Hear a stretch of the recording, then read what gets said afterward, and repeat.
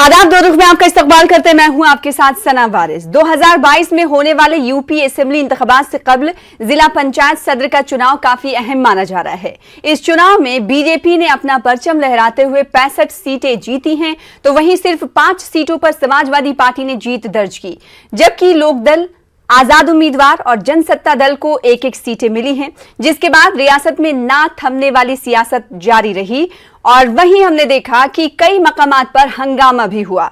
एड़ी चोटी का जोर लगाने वाली पार्टियां अब एक दूसरे पर इल्जाम तराशियां कर रही हैं। समाजवादी पार्टी का कहना है कि जिला पंचायत सदर का चुनाव जोर और जबरदस्ती से लड़ा गया। एसपी का कहना है कि यह चुनाव दरअसल समाजवादी पार्टी वर्सेस इंतजामिया और सरकार के दरमियान था, जिसमें गैर जमहूरी अमल का मुजाहरा भारतीय जनता पार्टी ने किया और सरकारी मशीनरी का बेजा इस्तेमाल किया गया। तो वहीं बीजेपी इन इल्जामात को खारिज करते हुए विधानसभा चुनाव से पहले इस जीत को बेहद अहम मान रही है। पंचायत जिला सदर के नतीजों ने भले ही भारतीय जनता पार्टी के हौसले बुलंद किए हों, लेकिन सियासी जोर जबरदस्ती का इल्जाम भी उन पर है।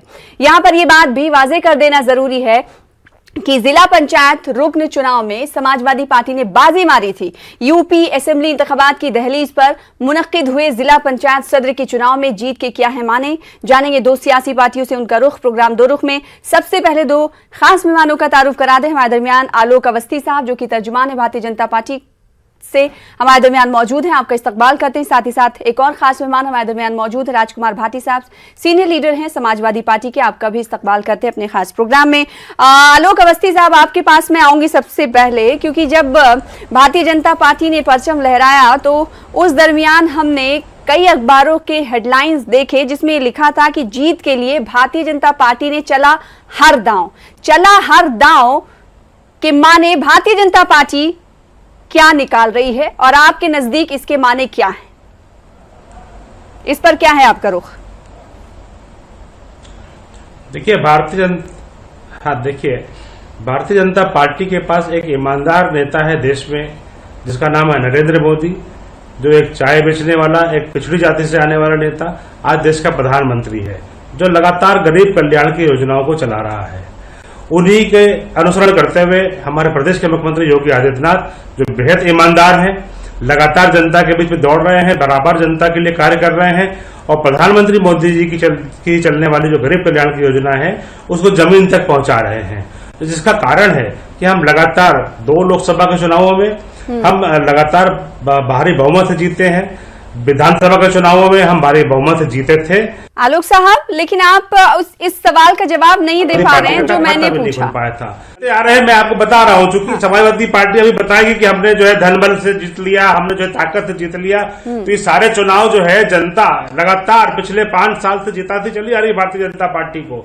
ये आपके जो व्यूअर है उनको जानना जरूरी है कि खाली ये जो विधान जिला परिषद के चुनाव हम जीते हैं अचानक नहीं जीते हैं, हम लगातार सारी लड़ाइयों में जीतते चले आ रहे हैं और सारी लड़ाइयों में समाजवादी पार्टी हाशिए बजा रही है। उसका एक बहुत बड़ा कारण है जिस तरीके से समाजवादी पार्टी का चरित्र खाली लोकतंत्र की हत्या करना था, अपराधीकरण और भ्रष्टाचार था, जिसकी वजह से उनको 5 साल सत्ता में चलाने के बाद से जनता ने नकार दिया है और भारतीय जनता पार्टी को हर चुनावों में जनता जिताती चली जा रही है, क्योंकि हम गरीब कल्याण के लिए काम कर रहे हैं। हम गरीबों के घर पर जो है किसानों को 6,000 रुपया घर पर दे रहे हैं। कोई माई के लाल में हिम्मत नहीं है कि 4 आने उसमें चुरा सके, डायरेक्ट डीबीटी ट्रांसफर से हम ट्रांसफर कर रहे हैं किसानों का जो हम जो ठीक है। आलोक अवस्थी साहब, आपने कहा कि अब तक चुनाव जो जीतते आई है भारतीय जनता पार्टी उसी रिवायत को बरकरार रखा है, इसलिए भारतीय जनता पार्टी ने ये चुनाव भी जीता। मेरा सवाल आपसे ये था कि भारतीय जनता पार्टी ने जीत के लिए चला हर दांव में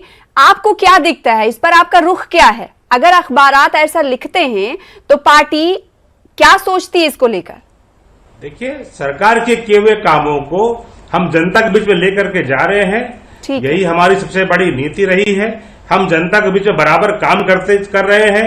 कोरोना की जैसी महामारी में आलोक अवस्थी साहब, आपका जवाब हम समझ गए कि दाव का मतलब होता है नीतियां। सरकार ने नीतियों के बलबूते ये चुनाव जीता है। राजकुमार भाटी साहब, समाजवादी पार्टी ये इल्जामात लगाती रही है कि जो चुनाव जीते हैं भारतीय जनता पार्टी ने दरअसल जोर आजमाइश के जरिए जीते हैं। आखिर ऐसा क्यों लगता है समाजवादी पार्टी को?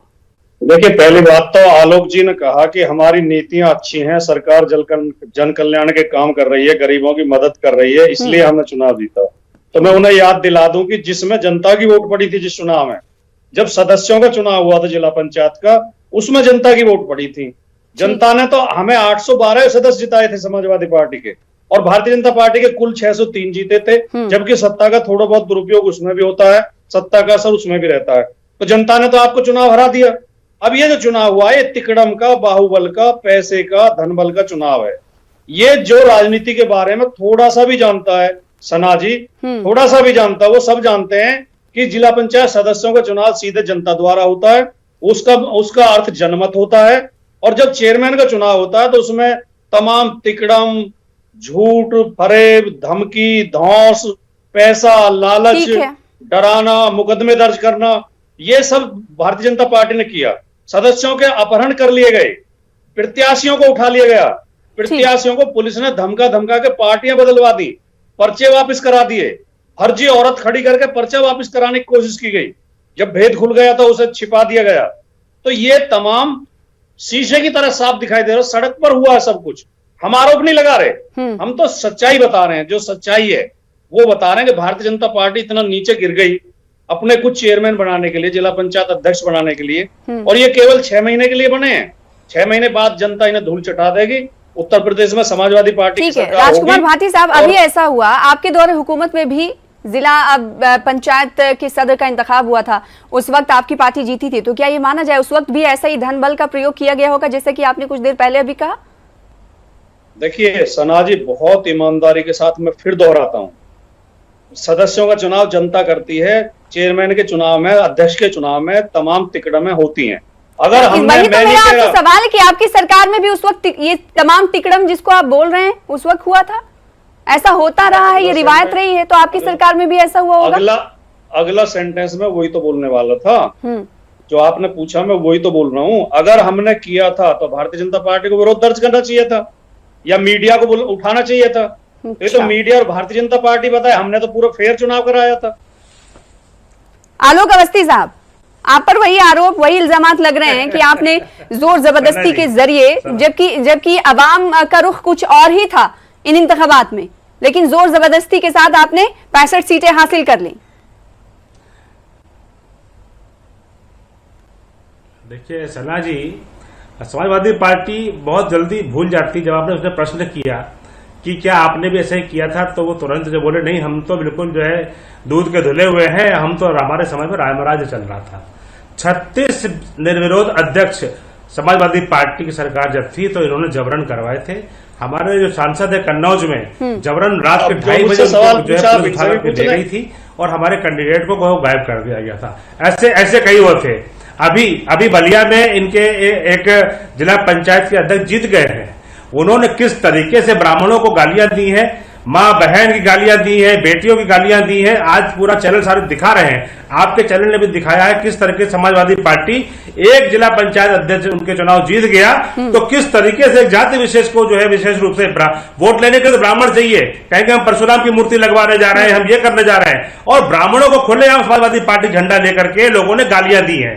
इनके एक जो है क्या कहते हैं समाजवादी पार्टी के बड़े नेता है, बंबई में रहते हैं, उन्होंने जाटों को जो है ललकारा है और उनको कहा है कि जो है वो मौलानाओं के पैर छूते हैं। मुझे आश्चर्य होता है किस तरह की राजनीति कर रहे हैं। जातियों में बांटकर देश को क्यों देख रहे हैं, क्यों धर्म के आधार पर देश को बांट कर देखना चाहते हैं?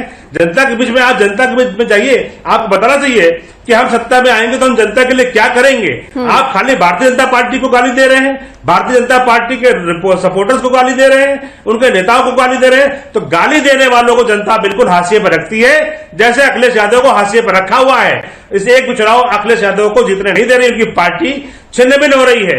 अगर ये कह रहे हैं समाज भाटी जी कह रहे हैं कि जोर जबरदस्ती से चुनाव किया है, तो 12 जिला अध्यक्षों को इन्होंने क्यों बर्खास्त किया अखिलेश यादव जी ने? क्या मैं इसको उनकी परिपक्वता कहूं कि उनको यह मालूम नहीं था कि 12 जो जिला अध्यक्षों को हम बर्खास्त कर रहे हैं? तो इस तरीके से तो 67 सीटें आप हार गए हैं। अखिलेश यादव को खुद इस्तीफा दे देना चाहिए। उन्हें कौन बर्खास्त करेगा? इस हार की जिम्मेदारी कौन उठाएगा? ये इनको भाटी जी को जवाब देना चाहिए।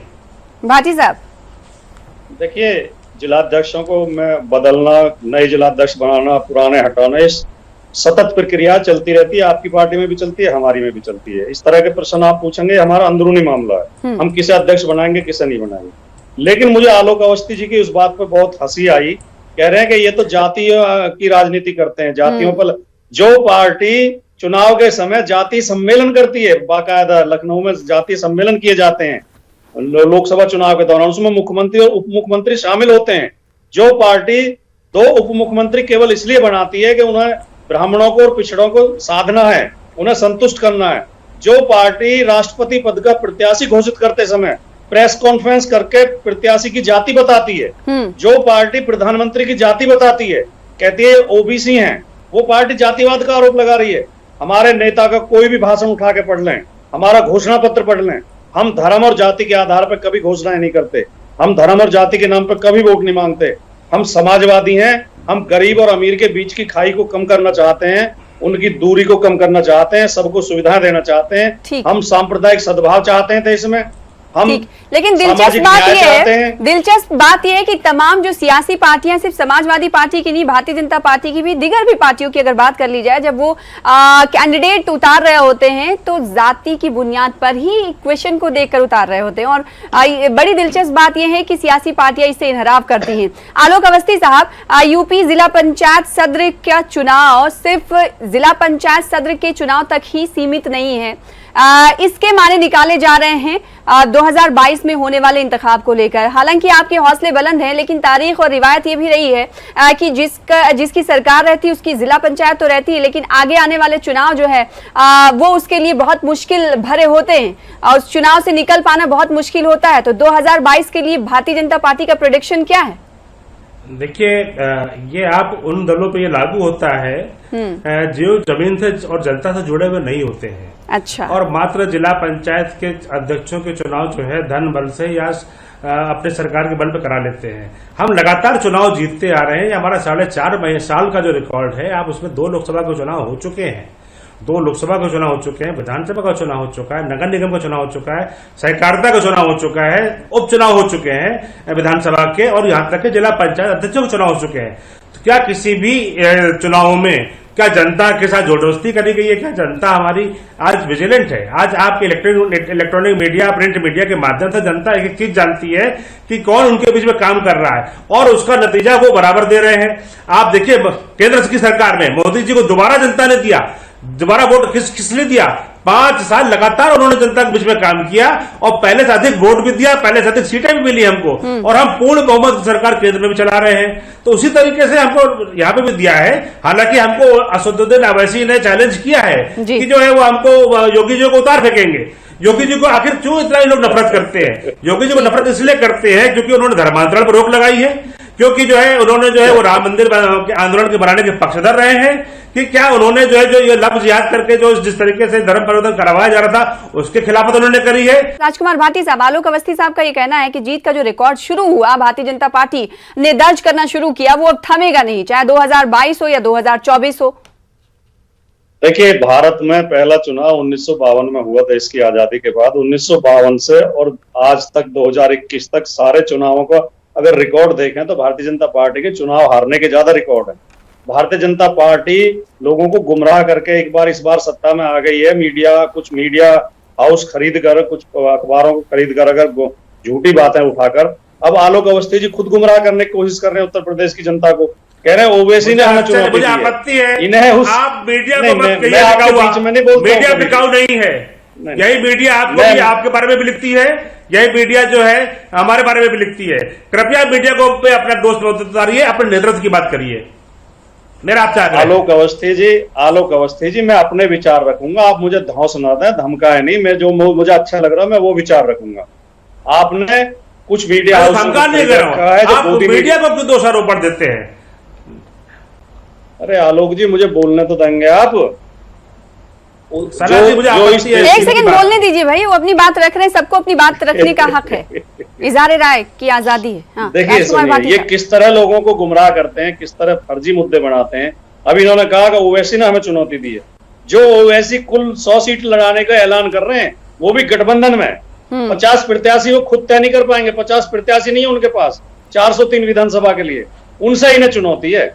और जो समाजवादी पार्टी 812 सदस्य जीत के आई है, कह रहे हैं सारे चुनाव हमने जीते हैं। अभी जिला पंचायत चुनाव में तो आप हारे हैं, आपकी 603 सीट है, समाजवादी पार्टी की 812 सीट है।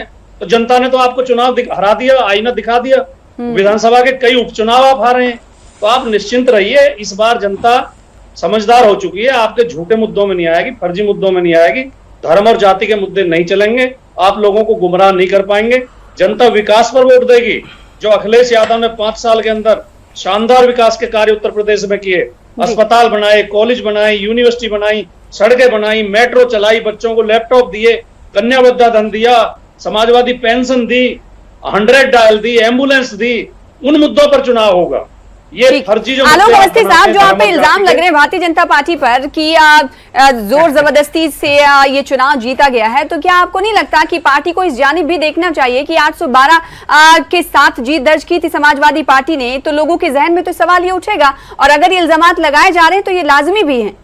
देखिए, मैं आपकी बात का जवाब देकर के तुरंत में फिर भाटी साहब ने बड़े सारे इल्जाम लगाए, उनका जवाब दूंगा। सना जी, पहली बात, जो जिला पंचायत सदस्यों को चुनाव हुए थे वो पार्टी के सिंबल पर नहीं हुए थे।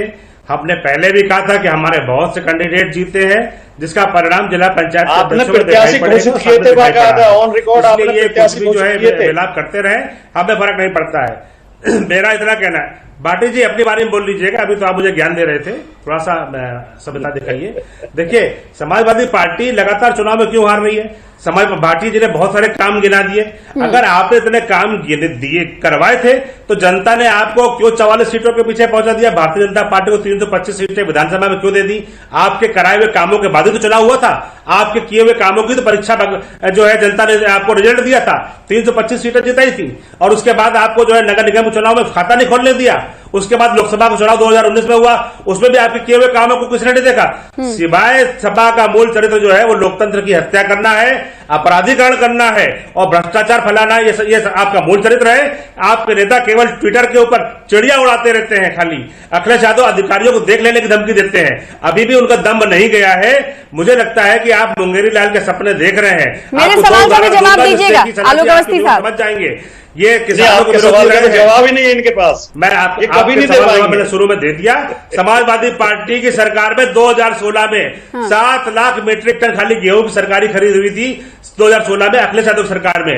2021 में आज हम 56 लाख मीट्रिक टन खरीद रहे हैं गेहूं। तो कहा ये सवाल थोड़ी ना था, गेहूं से जुड़ा हुआ सवाल मेरा नहीं था भाई। आलोक अवस्थी साहब, ये सवाल मेरा नहीं था। राजकुमार भाटी साहब, भले ही मौजूदा हालात जो भी हो, इससे साफ नजर आ रहा है कि समाजवादी पार्टी के अंदर कहीं न कहीं शक व शुबात जरूर होंगे, क्योंकि आने वाले कुछ महीनों के बाद असेंबली इंतखाबात होने वाले हैं। ऐसे में पार्टी की ये स्थिति जाहिर सी बात है चिंताजनक है, अफसोसनाक है। देखिए, अभी आलोक अवस्थी जी ने कहा कि समाजवादी पार्टी अपराधीकरण को बढ़ावा देती है। हमारे नेता श्री अखिलेश यादव के खिलाफ एक 323 का मुकदमा भी नहीं है, कोई उनके खिलाफ आपराधिक रिपोर्ट नहीं है। उन्होंने जब चुनाव 2011 में डीपी यादव पार्टी में शामिल हो गए तो उन्होंने मना कर दिया था, मैं अपराधियों को शामिल नहीं करूंगा। अतीक अहमद शामिल हुए थे, उनके लिए मना कर दिया। राजकुमार भाटी साहब, आप भी मेरे सवाल का जवाब नहीं दे रहे ना। नहीं, मैं जवाब दे रहा हूं आपके लिए, उनके सवाल का भी तो दे दूं। इनके 120 विधायकों के खिलाफ आपराधिक मुकदमे, इनके मुख्यमंत्री के खिलाफ, अरे सुनिए, इनके मुख्यमंत्री के खिलाफ 12 मुकदमे, इनके उप मुख्यमंत्री के खिलाफ 14 मुकदमे। तो अपराधियों की पार्टी हम पे आरोप लगा रही है कि हम अपराधियों को बढ़ावा देते हैं, जो खुद अपराधी हैं। अभी पार्टी किस पोजीशन पर है राजकुमार भाटी साहब? जी पूछे आपके नाम। दहलीज पर असेंबली चुनाव है और पार्टी की इस तरह की अगर कारकर्दगी रहती है तो जाहिर सी बात है चिंता बढ़ गई होगी। नहीं, समाजवादी पार्टी 403 विधानसभा सीटों पर बाकायदा बहुत तैयारी के साथ चुनाव में उतर रही है। हमारे नेता की एक एक विधानसभा पर नजर है। हमने पर्यवेक्षक भेज दिए हैं, जिलों से रिपोर्ट ली जा रही है। जिताऊ लेकिन राजकुमार भाटी साहब, अभी जो आपके गढ़ थे वहां आपकी हार हुई है। कन्नौज मान लें, मैनपुरी मान लें, हार नहीं हुए सना जी, हार नहीं हुई है। अपहरण किया गया लोकतंत्र का, बंदूक के बल पर, पैसे के बल पर, सत्ता के बल पर पुलिस से धमकाकर अपहरण हुआ है। सब देख रहे हैं सरेआम, कई अखबारों ने रिपोर्ट दी है। लगातार जनता ने तो हमें नेता चुनाव हार रहे हैं। मैं बार-बार कह रहा हूं। आलोक अवस्थी साहब, भारतीय जनता पार्टी पर ये इल्जाम लग रहा है कि दरअसल आपने जमहूरियत का अगवा किया है। अगर किसी पार्टी पर ये ऐसे औकात में इल्जाम लग रहे हो जब चुनाव हुआ हो और उसके नतीजे आए हो, तो जाहिर सी बात ये लम्हे फिक्रिया है। आखिर क्यों आपकी पार्टी पर ऐसे इल्जाम लग रहे हैं? देखिए, समाजवादी पार्टी अपराधियों की पार्टी रही है। इसको मालूम है कि अपराधी कैसे अपराध करते हैं। अपराधी किसे कहते हैं ये बताइए आप। नेता थे मुख्तार अंसारी को किसने पैदा किया? इन्होंने ही पैदा किया। ये विजय मिश्रा जो इतना बड़ा नोटोरियस गैंगस्टर है, किसका आदमी है? इन्हीं का आदमी है। विकास दुबे जो मारा गया इतना बड़ा गैंगस्टर, जिसने 8 पुलिस वालों की हत्या की थी, कौन था? इन्हीं का आदमी था। तो जब इनके गुंडों पे कार्रवाई हो रही है तो इन्हें मालूम है गुंडागर्दी करने का क्या फायदा होता है। जनता इनको दोबारा मौका देने वाली नहीं है। और जो ये हमारे ऊपर आरोप लगा रहे हैं, इनसे पूछिए जिला पंचायत अध्यक्ष के पहले जितने भी चुनाव हुए हैं उसमें आपकी पार्टी क्यों हारी है बुरी तरीके से, आपके नेता क्यों हारे हैं। यहां तक कि लोकसभा में आलोक अवस्थी साहब बोलिए। कुनबे की एक परिवार की पार्टी है और इस पार्टी को जनता के पीछे कोई जनाधार नहीं है। जनता इनके साथ है नहीं, और जनता जब इनके साथ है नहीं तो बराबर जो है भारतीय जनता पार्टी को दोष दे रहे हैं कि हमारा कर्तव्य है कि हम समाजवादी पार्टी को ऊपर उठाएंगे। आपका नेता ऐसा होना चाहिए, घर के अंदर खाली नेता बैठ करके चिड़िया उड़ाता है, ट्विटर में चिड़िया उड़ाता है, उसके अलावा जनता में खड़ा नहीं होता है। भारतीय जनता पार्टी का ये कहना है कि क्या उनकी जिम्मेदारी है समाजवादी पार्टी का अपलिफ्टमेंट करना। ये भी काफी मुज़ाहिरा खेज बात है राजकुमार भाटी साहब कि कोई पार्टी ये कहती हो कि समाजवादी पार्टी को अपलिफ्टमेंट करने के लिए किसी दूसरी पार्टी की जिम्मेदारी ये नहीं बनती है, सिर्फ और सिर्फ ट्विटर पर चिड़िया उड़ाई जा रही है। तो क्या ये मानते हैं कि समाजवादी पार्टी जमीनी सूरत हाल और जमीनी हकायक से कहीं न कहीं थोड़ी सी जरूर उसकी दूरी हो गई है, जिसके बाद इस तरह के इल्जामात आपकी पार्टी पर लग रहे हैं? 3 और 4 तारीख की वीडियो फुटेज आप निकालकर चैनलों से देख लें, यूट्यूब से देख लें। समाजवादी पार्टी के कार्यकर्ताओं के ऊपर 20-25 जिलों में लाठियां बजा रही है पुलिस, सड़कों पर गिरा गिरा के उन्हें मारा जा रहा है। जगह जगह समाजवादी पार्टी के कार्यक्रम हो रहे हैं। किसान आंदोलन के दौरान हमारे हर जिले में गिरफ्तारियां हुई, हमें जेलों में भेजा गया और हमारे नेता लगातार जिलों का दौरा कर रहे हैं। अब ये कहे जब आपकी सरकार नहीं गुमराह करने का आप करें, हम अगर हम जाति कर रहे हैं, अगर हम घर पे बैठे हैं, एक मंत्री को मां बहन की गाली सड़कों पर दी जा रही है। आप उतने डरपोक हैं कि बलिया में आप चुनाव आपके तो मुख्यमंत्री सदन में गाली देते हैं, मंत्री को मां बहन की मुख्यमंत्री सदन में गाली देते हैं, औरतों को गाली दी गई। आप किस मुद्दे से इस बात कर रहे हैं? आप विपक्ष में बैठे हैं तो गुंडागर्दी करने वाले लोग कौन है ये दिखाई पड़ रहा है। जब आपकी सत्ता नहीं है तो आप बलिया में हमारे मंत्री को गाली दे रहे हैं, उनकी मां को गाली दे रहे हैं, उनकी पत्नी को गाली दे रहे हैं, आलोक अवस्थी साहब किसी प्रदेश की, किसी रियासत की, किसी स्टेट के क्राइम को अगर देखना होता है तो एनसीआरबी के डेटास को देखना चाहिए। और आपको पता होगा कि अभी उत्तर प्रदेश में क्राइम के हवाले से किस पोजीशन पर है आपका स्टेट।